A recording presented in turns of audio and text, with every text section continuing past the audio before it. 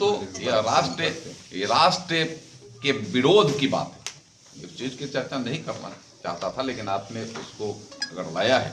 यह लोग जाते हैं तो देश के लिए जो विरोध करता है, देश के बारे में जो अशुभ सोचता है, उससे जाकर गले मिलते हैं। पाकिस्तान में देश के बारे में विरोध बताने की क्या जरूरत थी?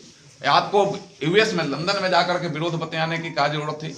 वह सीरोस जो है वह कौन है? वह तो देश के बारे में, देश को लोग अस्थिर करे उसके लिए फंडिंग करता है, और आप उससे फंडिंग अपने पार्टी के लिए लेते हैं। तो यह कहाँ का माने आपके अंदर राष्ट्रभाव है?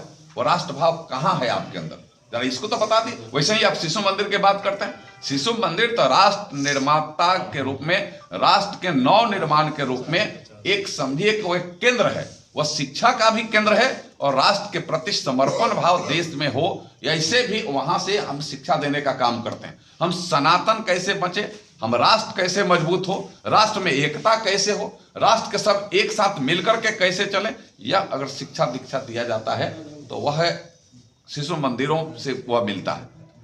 हम वहां सिर्फ पूज्य माता जी को कैसे जाने, इस धरती माँ के बारे में कैसे जाने, यह शिक्षाएं और अन्य शिक्षा के साथ उसमें जोड़ कर करके शिशु मंदिरों से दिया जाता है। और उसको आप पाकिस्तान में जो ऐसे मदरसे बने उसके तुलना करते हैं।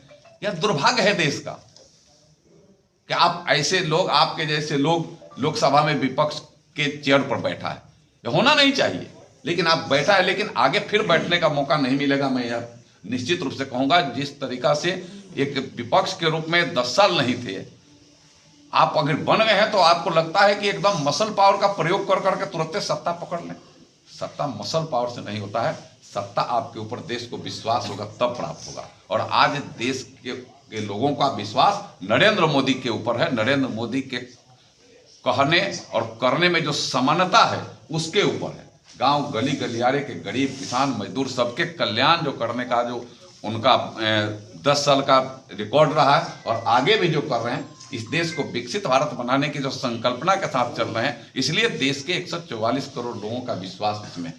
उनके अंदर एक और, अभी हरियाणा में और अभी महाराष्ट्र में चुनाव हुआ, यह भी उनको लगता था कि अब उनके सीने पर खंजर चल रहा है। अरे भैया, जनता ने वोट दिया है, आपको जनता ने नकारा है, नरेंद्र मोदी के ऊपर जनता ने विश्वास किया है, और आप उसी के दर्द को उतारने के लिए ऐसे कुचक्र चलने का काम कर रहे हैं। धरना के माध्यम से, लोकसभा न चलने के माध्यम से नहीं उतरेगा। इससे के लिए हमें लगता है कि वह संविधान का पालन निश्चित रूप से करना ही पड़ेगा, करना ही चाहिए। जो न संविधान का पालन करता है वो असंवैधानिक है, और संवैधानिक को कोई किसी ने कभी न तरजीह दिया है, ना आगे भी देगा। मैं समझता हूं कि यह जिस भी स्तर से यह लोकसभा में जो हुआ, और संविधान के लिए जो बाबा साहब भीमराव अंबेडकर जी के बारे में जो लोग बहुत दिखावे का चिंता करने का काम करते हैं, यह पूरा का पूरा दिखावा है। वास्तविकता नरेंद्र मोदी कर करके देश में दिखाने का काम कर रहे हैं। धन्यवाद। डॉक्टर भीमराव अंबेडकर साहब कहे थे कि हाथ में लेकर के संविधान चलिए, जहां जाइए हाथ में संविधान दिखाइए। अरे संविधान को मानने का चीज है, संविधान को स्वीकार करने का चीज है, संविधान को अंगीकार करने का चीज है। संविधान को हाथ में लेकर के और उसको घुमाने का चीज नहीं है।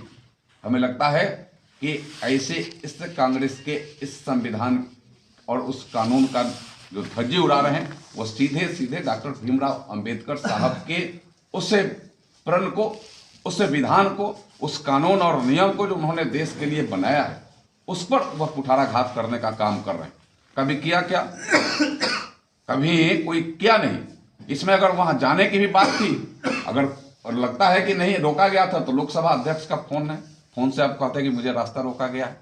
और क्या पीछे का इतिहास देखते कि कभी कोई अगर प्रदर्शन कर रहा हो तो हम पीछे पीछे एकदम चीर करके जाएंगे? तो गुंडही का जीता जागता उदाहरण है, जो नहीं होना चाहिए, जो संसदीय प्रणाली में आज तक नहीं हुआ, जिसको करने का लोगों ने प्रयास किया। यह हमें लगता है कि बहुत बड़ा अपराध है संसदीय जीवन में। हम जहां तक डॉक्टर भीमराव अंबेडकर साहब की बात कर रहे हैं, मैं आपको इधर बताऊं कि इधर लोकसभा के अध्यक्ष जी ने एक संस्मरण संविधान में भारत के संविधान पर एक उसकी पुस्तक निकली है, और उसमें आप जब देखेंगे